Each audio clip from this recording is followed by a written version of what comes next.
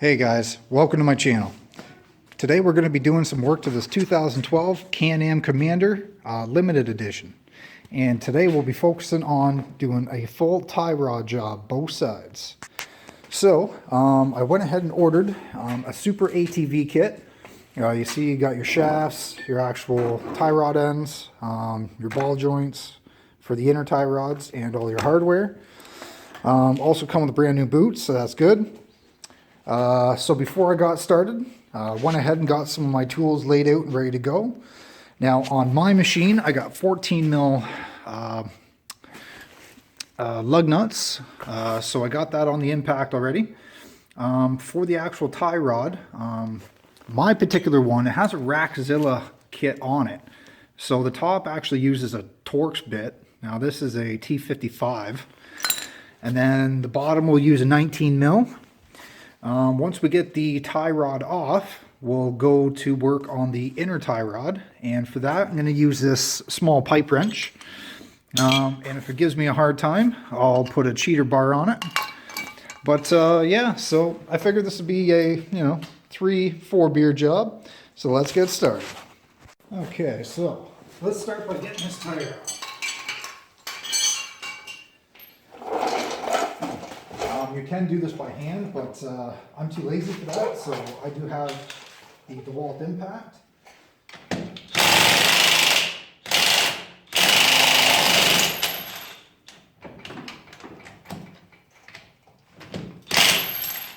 Makes life a lot easier.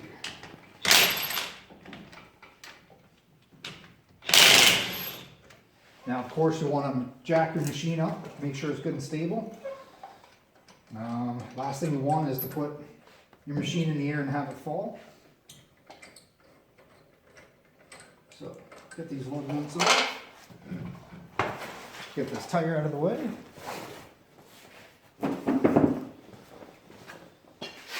Alright, so a little bit hard to see, but I'll try and get you zoomed in. As you can see behind here, we have our tie rod that has a lot of play in it. Well, not a lot, but enough that I don't like, enough that it needs changing. So we're going to go ahead and we'll start with the tie rod end itself.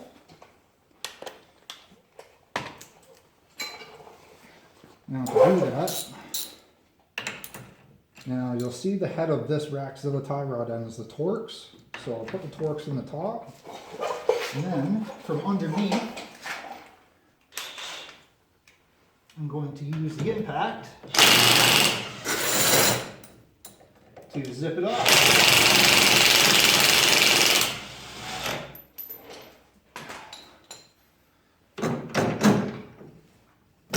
Just like that. Okay.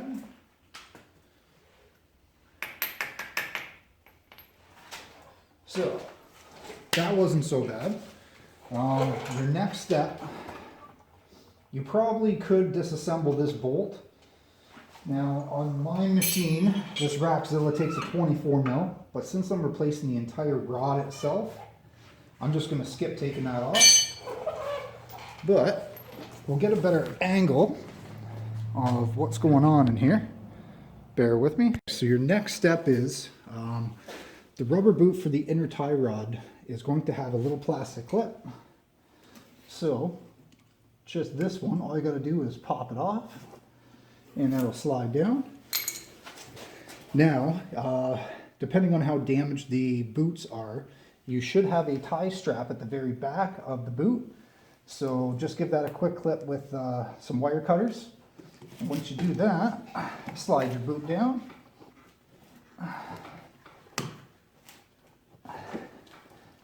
And that boot just ripped, so thank God we're putting on new ones. Now, so here comes the fun part.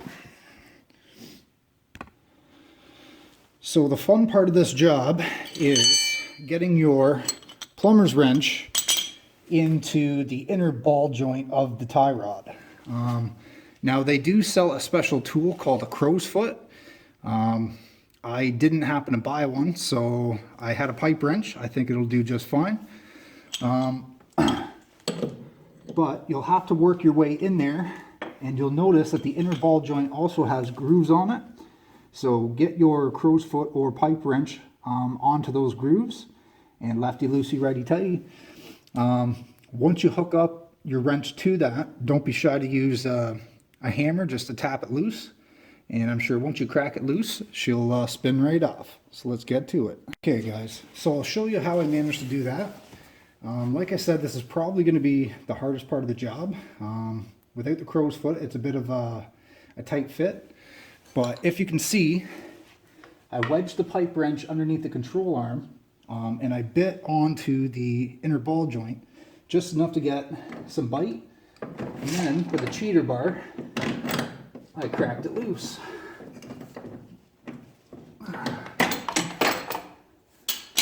Then you just unscrew from the steering rack like so.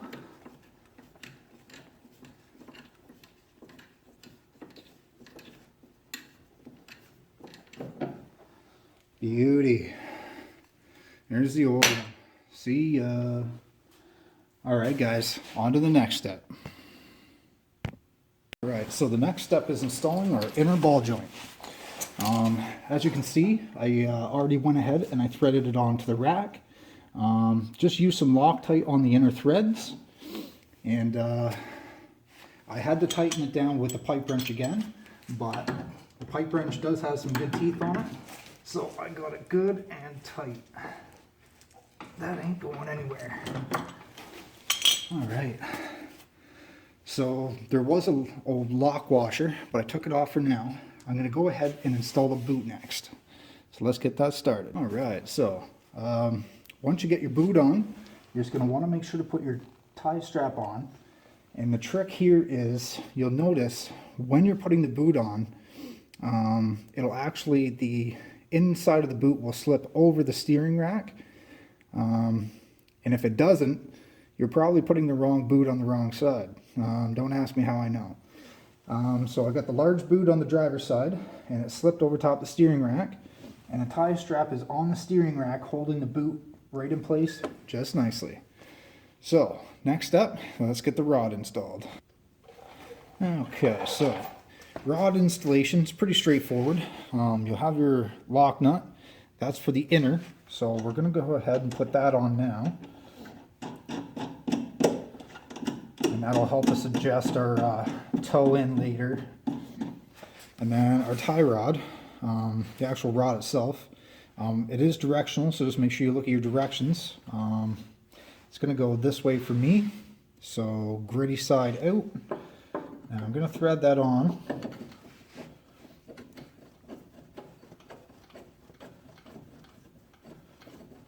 I'm going to see how far I can thread it.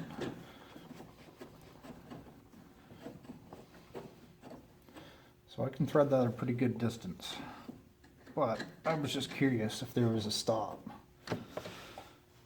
Alright, so I had to back my nut off as close to the boot as possible, but as you can see, now we have our rod installed. Now we'll leave this adjustment bolt for later, for when we align the wheels and do our toe in. So let's get to the next step. We're going to start installing the tie rod end. Okay, so we're going to install the actual tie rod end itself. This is the one from Super ATV. It is supposedly a heavy duty unit. We'll take our... Now the one thing you may notice right away is threading the jam nut onto the actual tie rod end is a left-handed thread. So you could be spinning it right and it's not going on. So just keep in mind that it may be reversed. And the same in this situation. So to actually thread the tie rod in is going to be a left-handed thread. Alright, so we're going to leave the jam nut loose, and we're going to start getting everything in place.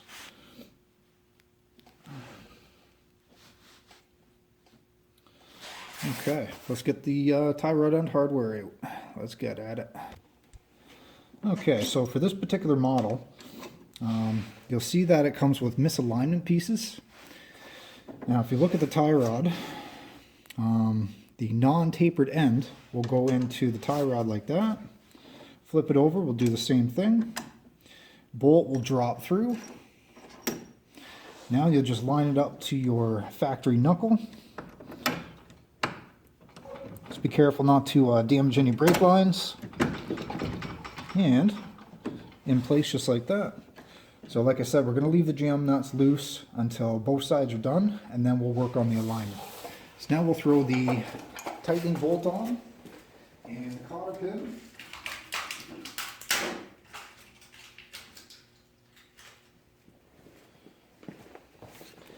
Tightening bolt, I meant jam nut. Okay, so let's get the proper socket and we'll get it torqued down. All right, now once you get your tie rod end installed, let's go to torquing it down. So on this particular unit, it's just a pair of 19s. So I'm going to use an impact wrench, but on low setting. It's probably not going to need a lot.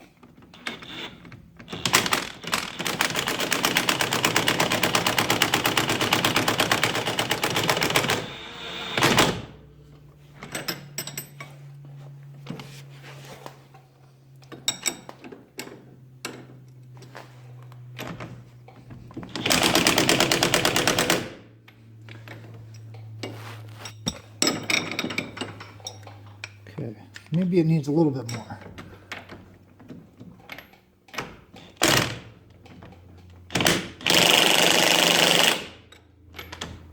So let's get on to putting the cotter pin through and on to the next step. All right, so now on to the passenger side.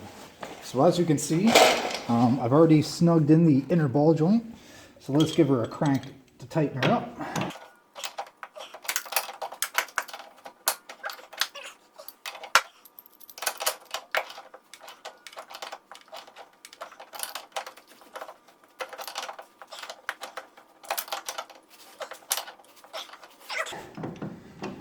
Now, once you're happy with that, we'll go ahead and we'll get this boot on.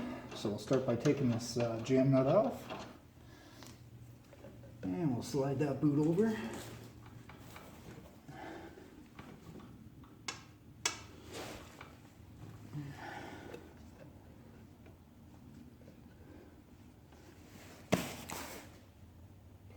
Once you have your boot in place, we'll go ahead and get the zip tie on. Definitely want to make sure that you're keeping any dirt and debris out of that rack. One of the first things I noticed when I got the bike is the boot was ripped. So I knew right away I'd have to do this. That's okay. Like any other toy, needs maintenance. So when you do your zip tie, just make sure it's on the last part of rubber that holds it right on the steering rack. So you want to create a good seal so that boot don't move. Just like that. Alright, so I will cut the slack off here shortly, but for now, we'll move on to our next step.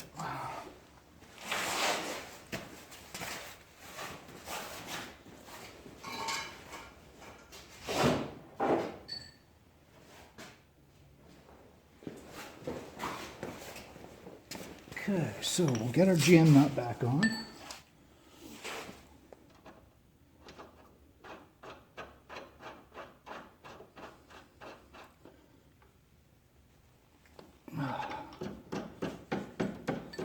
And then our actual tie rod, which again is directional. So we'll thread that on. If you're not sure which way, just consult the instructions.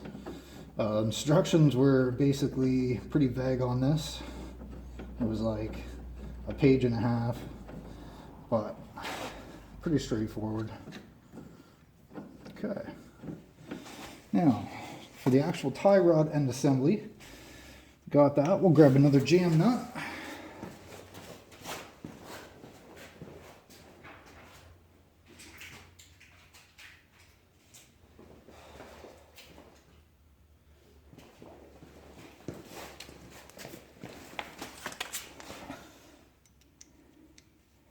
Just remember the jam nut's going to go on backwards, left-handed thread.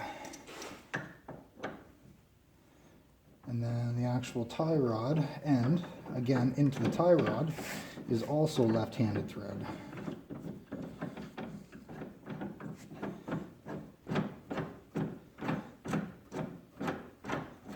Okay. Beautiful.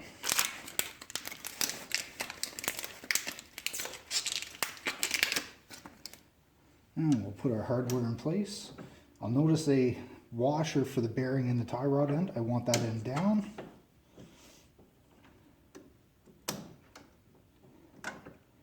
We'll get our bolt. Slap that in.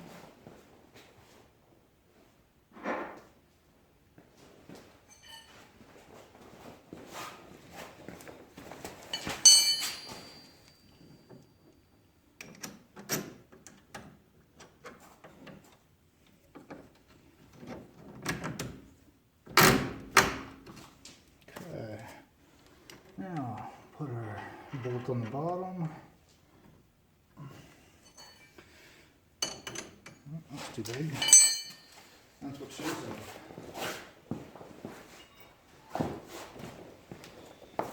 Now again for this kit, 19 mil, just to hold it. And we'll get underneath it.